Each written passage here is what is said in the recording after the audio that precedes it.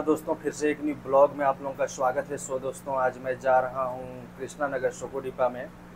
8 बजे होगा मंगल आरती। आप लोगों को वीडियो के माध्यम से मैं दिखाऊंगा। सब दीपक लेकर के मंगल आरती करते हैं, तो आप लोग वीडियो पर मेरा बने रहिए। मैं आप लोगों को दिखाता हूँ मंगल आरती।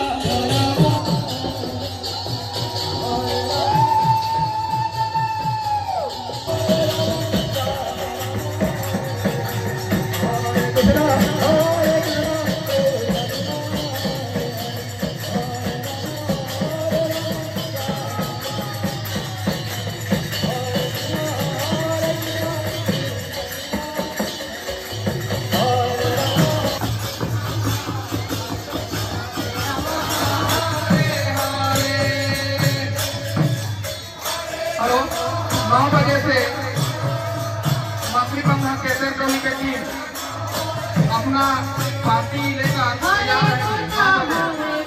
9 बजे से मछली बंधन केसर टोली के टीम तैयार रहेंगे।